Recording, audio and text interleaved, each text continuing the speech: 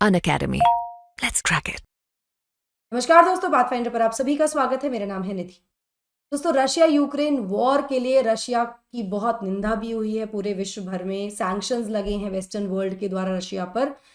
अब रशिया कुछ ऐसे कदम उठा रहा है जिससे फिर से ऐसा लगता है कि निंदा का पात्र रशिया बनने वाला। रशिया के सुप्रीम कोर्ट ने एलजीबीटी मूवमेंट्स को बैन कर दिया है और यहां तक भी कह दिया है कि जो एक्टिविस्ट्स हैं वो एक्सट्रीमिस्ट्स हैं।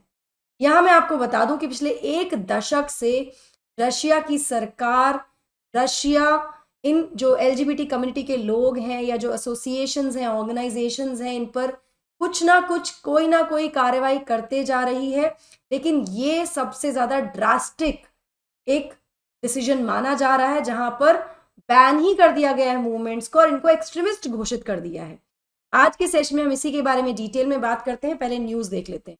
एक बहुत ही ड्रास्टिक और शॉकिंग क्रैकडाउन में on the LGBTQ+ community Russia में कंट्री के टॉप कोर्ट ने इफेक्टिवली आउटलॉ कर दिया है LGBTQ+ एक्टिविस्ट को, उनको एक्सट्रीमिस्ट, चरमपंथी घोषित करते हुए।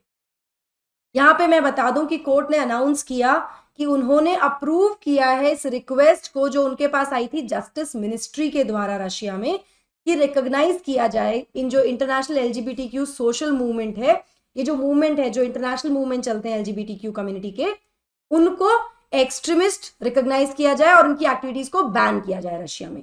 तो इस रिक्वेस्ट को कोर्ट ने अप्रूव कर दिया है, ऐसा कोर्ट के द्वारा अनाउंस किया गया। ना ये जो मूवमेंट है या जो डिसीजन है, बेसिकली नॉट मूवमेंट, ये जो डिसीजन लिया गया है देखा जा रहा है as a part of string of laws, जो काफी सारे पहले भी कानून आए हैं जो कि आउटलॉ कर रहे हैं the promotion of non traditional sexual relationship, जो कि गैर कन्वेंशनल या गैर जो ट्रेडिशनल रिलेशनशिप्स हैं, सेक्सुअल रिलेशनशिप्स हैं, और बैन करते हैं लीगल और मेडिकल चेंजेस को जेंडर के। तो ये वो जो सीरीज ऑफ लॉज है ना, जो इस तरह के बनाए जा रहे हैं, ट्रांसजेंडर कम्युनिटी के जो राइट्स हैं या उनके जो अधिकार हैं जो उनको मिलने चाहिए, उसको खत्म करने के लिए and moving towards the traditional conventional sexual relationships, उनको फिर से स्टैब्लिश करने के लिए या उन्हीं को मान्यता देने की तरफ ये कदम देखा जा रहा है। इसके बारे में और ज्यादा बात करते हैं, बट बिफोर मूविंग फॉरवर्ड, ये मेरा छोटा सा इंट्रोडक्शन है दोस्तों। ये मेरा टेलीग्राम चैनल है जहां पर आप मुझे फॉलो कर सकते हो मेरी सभी क्लास की अपडेट, शेड्यूल के लिए। साथ ही यहाँ पर आकर अपने किसी भी डाउट, क्वेरी, कंफ्यूजन के लिए भी आप मेरे साथ कनेक्ट कर सकते हैं। NDLive10 मेरा कोड है जिसको आप यूज कर सकते हैं अपने सब्सक्रिप्शन के लिए किसी भी ऑफलाइन सेंटर पर अनअकैडमी के। इसी के साथ डिस्क्रिप्शन बॉक्स में और कमेंट सेक्शन में पहला पिंड कमेंट जो है वहां पर एजुकेटर कोड आपसे पूछा जाएगा। एक गूगल फॉर्म दिया हुआ है, वहां पे एजुकेटर कोड में आपको मेरा कोड यूज करना है NDLive10, so that I can help you in your preparation, in your journey. चलिए मैं आपको जल्दी से बता दूं कि अनअकैडमी का एक ऑफलाइन सेंटर बहुत ही जल्दी प्रयागराज में खुलने वाला है, जहां पर एडमिशंस ओपन है for the foundation batch of 25-26। ये बैच 15 नवंबर से शुरू हो जाएगा और पहले 100 स्टूडेंट्स को यहाँ पर 40% फीस में डिस्काउंट भी मिलने वाला है as the early bird offer. ज्यादा जानकारी के लिए आप सेंटर पर जा सकते हैं या फिर इस फोन नंबर पर भी आप कनेक्ट कर सकते हैं। इसी के साथ साथ अनअकैडमी के दिल्ली सेंटर्स जो हैं, जो दिल्ली ऑफलाइन सेंटर्स हैं, यहाँ पर भी आप जा सकते हैं, एनरोल कर सकते हैं। बैचेस हमारे 30 नवंबर से शुरू हो गए हैं। 25 और 26 के फाउंडेशन कोर्स के लिए 35% तक आपको डिस्काउंट मिल जाएगा फीस में, अगर आप यूज करते हैं मेरा कोड NDLive10।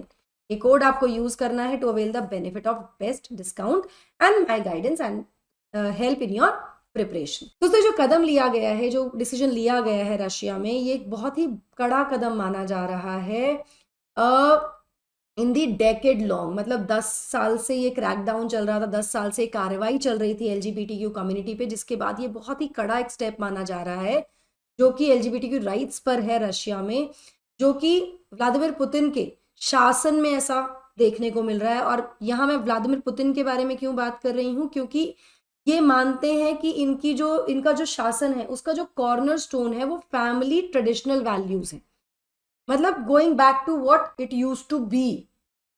ठीक है, और ये आज के समय में जो लिबरल थॉट प्रोसेस है उसको अग्री नहीं करते हैं और ये कहीं ना कहीं इसको मानते हैं कि ये वेस्टर्न वर्ल्ड का नेगेटिव इम्पैक्ट है। यहाँ पर ये एक थॉट प्रोसेस देखने को मिलता है। जो रूलिंग है वो इफेक्टिव हो गई है इमीडिएटली, लेकिन मैं आपको ये बता दूं कि रूलिंग में स्पेसिफाई नहीं किया गया कि कौन से इंडिविजुअल्स या ऑर्गेनाइजेशंस को इससे प्रभाव पड़ने वाला, मतलब क्लैरिटी नहीं है बहुत ज्यादा। ये टूवर्ड्स द एंड भी मैं आपको बताऊंगी कि कुछ तो इश्यूज हैं इस रूलिंग में। नाउ जो यहाँ पे क्रैकडाउन हुआ है against the liberal learning leaning groups जो है वो इंटेंसिफाई हुआ है रशिया में। ऑफकोर्स जो एलजीबीटीक्यू कम्युनिटी है, जो ऑर्गेनाइजेशंस हैं, एसोसिएशंस हैं जो इनको सपोर्ट भी करते हैं एलजीबीटीक्यू को, उनके अगेंस्ट हम कह सकते हैं ये क्रैकडाउन है। और ये कब से इंटेंसिफाई हुआ? ये इंटेंसिफाई हुआ है जब से रशिया ने यूक्रेन को इन्वेड किया है पिछले साल 2022 में।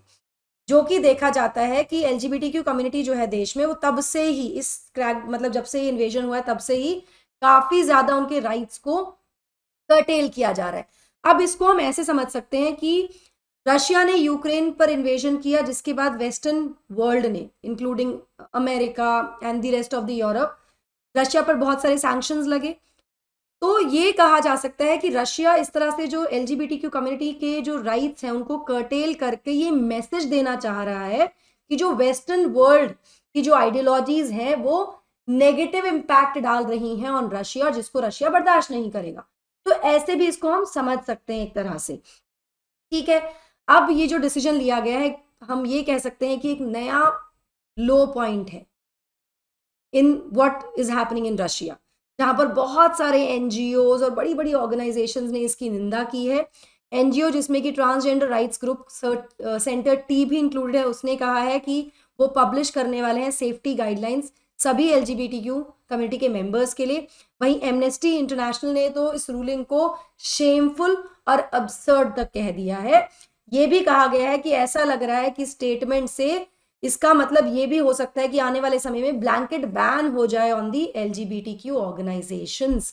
और उससे क्या होगा? अगर ये ब्लैंकेट बैन हो जाता है, मतलब पूरी तरह से इसको खत्म करने की बात की जाती है, तो ऐसे में क्या होगा भाई? जो फ्रीडम ऑफ एसोसिएशन है लोगों की वो वायलेट होगी, उनका फ्रीडम ऑफ एक्सप्रेशन वायलेट होगा, उनका पीसफुल असेंबली वायलेट होगा, और साथ में ये बहुत ही बड़े भेदभाव तो की तरफ बढ़ रहे हैं। मतलब it is leading to discrimination only against certain individuals which have certain rights, जिसको यहाँ पर रिकॉग्नाइज नहीं किया जा रहा है। इसीलिए शेमफुल और अब्सर्ड भी कहा गया है इसको। इतना ही नहीं, human rights, UN human rights के चीफ हैं, उन्होंने भी इस मूव को स्लैम किया है। यहाँ पर UN human rights chief Volker Turk ने क्रिटिसाइज किया है इस रूलिंग को और कहा है कि इसको रिपील किया जाए। कोट अनकोट यहाँ पर टर्क ने कहा एक स्टेटमेंट में कि मैं कॉल करता हूं on the Russian authorities to repeal immediately इस मूव को, इस लॉ को रिपील किया जाए। ऐसे लॉज जो कि इम्प्रॉपर रिस्ट्रिक्शंस लगा रहे हैं on the work of human right defenders, या फिर वो डिस्क्रिमिनेट कर रहे हैं अगेंस्ट द एलजीबीटी पीपल। अगर हम होमोसेक्सुअलिटी की बात करें रशिया में, इसकी हिस्ट्री में जाएं तो दोस्तों 1993 तक होमोसेक्सुअलिटी रशिया में क्रिमिनल ऑफेंस देखा जाता।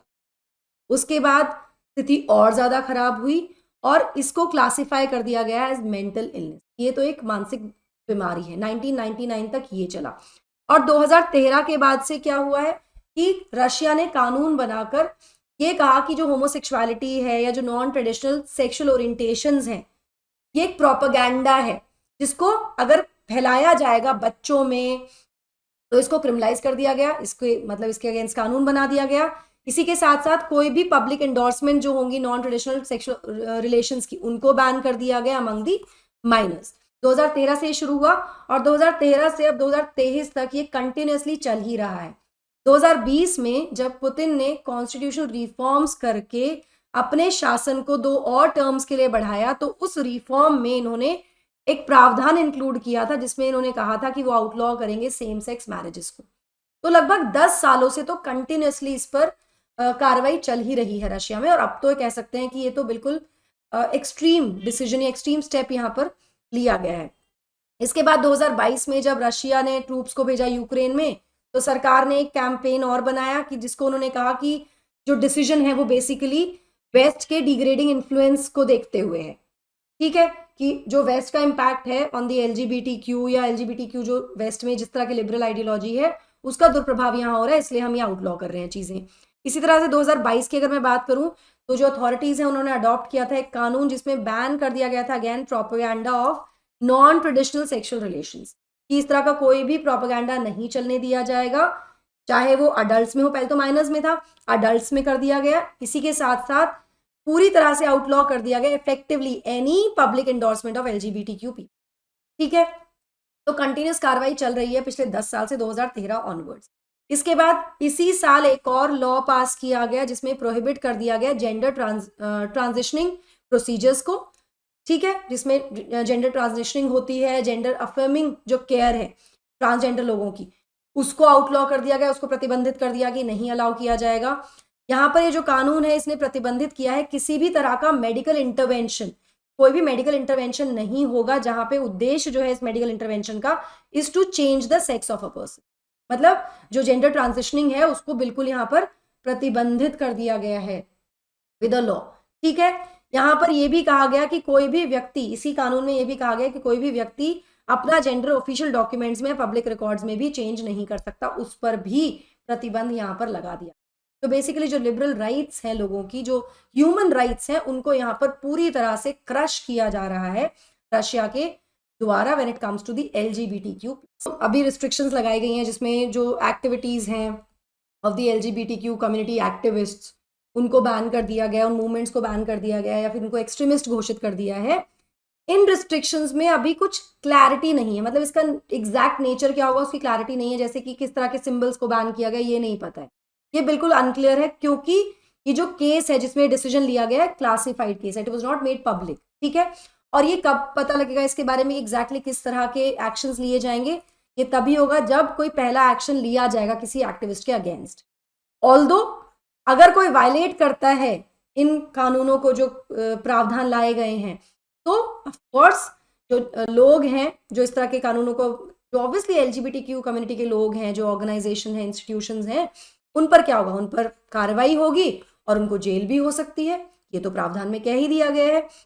इसके अलावा अब इसका रिजल्ट ये देखने को लग रहा है, ऐसा हो सकता है कि आने वाले समय में it will lead to decrease in legal, psychological, या किसी, ना तो लीगल सपोर्ट मिलेगा, ना साइकोलॉजिकल सपोर्ट मिलेगा, ना कोई और तरह का सपोर्ट या एड मिलेगी LGBTQ लोगों को रशिया में, जो उनको किसी ग्रुप से या ग्रास रूट इनिशिएटिव से मिल रही थी। और ये कहीं ना कहीं LGBTQ+ कम्युनिटी को और उनकी नीड्स को और ज़्यादा कम विजिबल कर देगा, मतलब it will reduce them to either hiding, not coming out, और it will it is actually violation of human rights. So आपको क्या लगता है इसके बारे में, मुझे कमेंट सेक्शन में जरूर बताइएगा दोस्तों।